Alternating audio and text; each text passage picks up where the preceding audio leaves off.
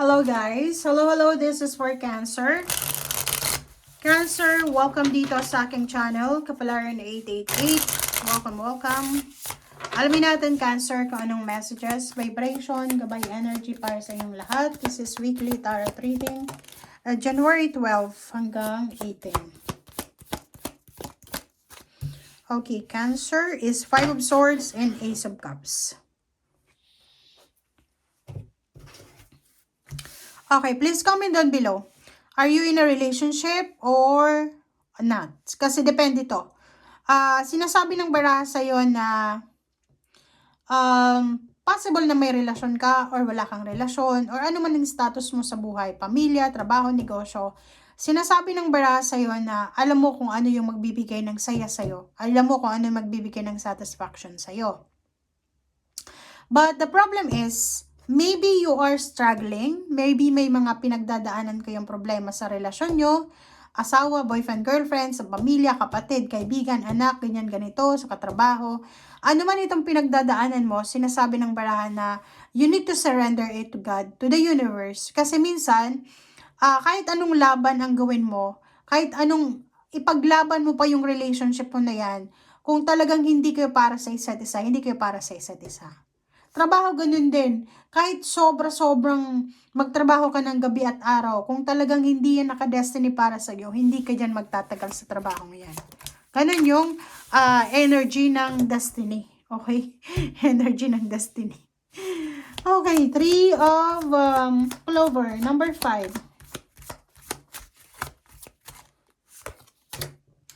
Number 5, number 6. So, sinasabi ng baraha sa'yo na be careful, okay? Kailangan mong maging careful. Same with Scorpio. Ikaw, Cancer, pareho kayo ng Scorpio. Kailangan nyo mag-ingat sa linggong ito kasi possible na there's an acute illness or loss of property, okay?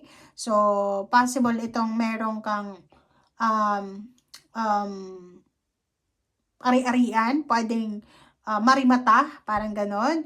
Or pwedeng mayroon kang binibentang bahay na posibleng babaratin ka. So, sinasabi ng baraha sa'yo dito na may mga news also ng mga death or kung ano pa man na endings, pwedeng mawalan ka ng trabaho or kung sino man na connected sa'yo ay nawalan ng trabaho, ganyan ganito.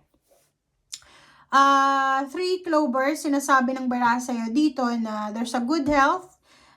Yung iba sa inyo dyan, possible na yun, mayroong mga issues sa health. And yung iba naman sa inyo dito ay posibleng meron na recovery ng health. So, depende yan sa kung kanino to na mga readings na to.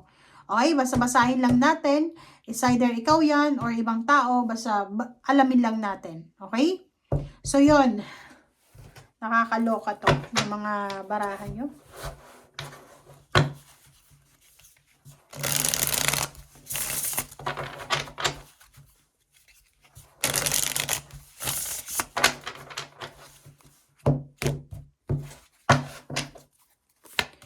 Okay, 5 of Wands. Oh. This 5 of Wands is related dito sa number 5, 5 of Spades. So, sinasabi ng baraha sa'yo na yun na nga, maybe there's a misunderstanding, competition, there's quarrel, loss of property, loss of anything na valuable sa'yo. Pwedeng paghihiwalay or anything na connected yan sa'yo. So, may mga away gulo. Cancer. Ace of Wands.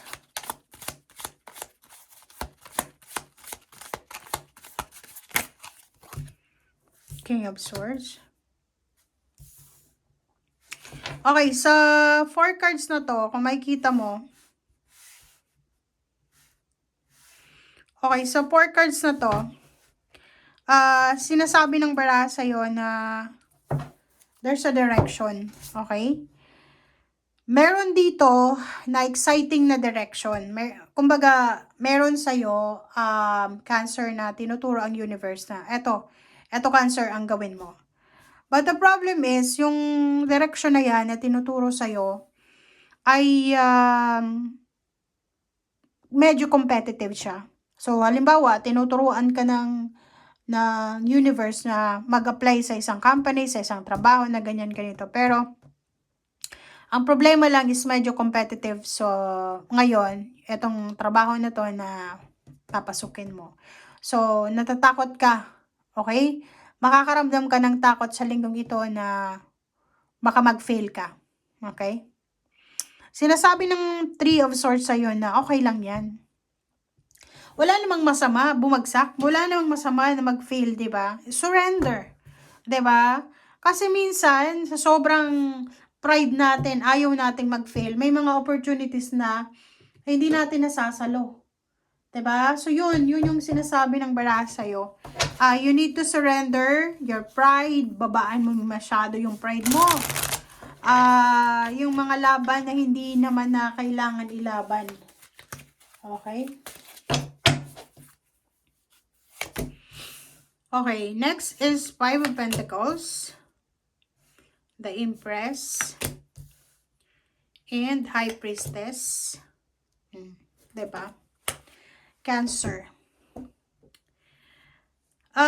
Nakikita ko sa'yo dito na may mga Cancer na siguro dinaanan ka ng problema, financial problems. But now, this week ay posibleng makakaisip ka ng solusyon. Makakaisip ka ng rason kung ano yung gagawin mo. Meron din dito ang Cancer na malalaman mo sa linggong ito na buntis ka or nakabuntis ka, ganyan ganito, na namumroblema ka kasi maybe may edad ka na or posibleng nahihiya ka kasi magkakasunod-sunod yung mga anak mo. Or maybe may financial problems ka, tapos buntis ka. So, maybe you're thinking kung ano ba yung gagawin mo. Ganyan ganito. Yung solusyon. So, sinasabi ng bara sa'yo na meron ditong Cancer na nakakaranas ka ng financial problems, health issues, mga relationship problems, ganyan ganito. And nahihirapan kang bumangon, nahihirapan kang magsimula kasi pakiramdam mo, walang mga tao na willing kang tulungan or may mga tao dyan na parang hindi sila aware sa situation mo. Nakikita ko sa'yo dito na marami kang ideas, marami naman pumapasok sa isip mo na ideas, inspiration, kung paano ka kikita ng malaki, kung paano ka makakaalis dyan sa situation na yan. But the problem is, yun na nga, ayaw mong mag-fail. Yun lang. Kung makikita mo sa baraha mo, may High Priestess dito. Sinasabi ng barahan na napaka-importante na alamin natin kung ano yung rason, bakit ito nangyayari. Kasi pag nalaman natin na ito yung rason, maybe magkakaroon tayo ng solusyon na naaayon sa pangangailangan natin sa ngayon. Yun, ang sasabihin ko lang sa inyo, pride yung problema nyo. Masyado kayong ma-pride or masyadong, hindi ko alam, kasi dito sa Five of Swords na to, dalawa yung 5 mo, ay tatlo, 5, 5, 5. And kung makikita mo dito, sinasabi ng barahan na punong-puno ka ng pag-aalala, may solusyon ka, pero hindi mo magawa. Kasi ang dami mong iniisip mo, baka pagtawanan ka, ganyan-ganito. Basta pride yung problema mo dito.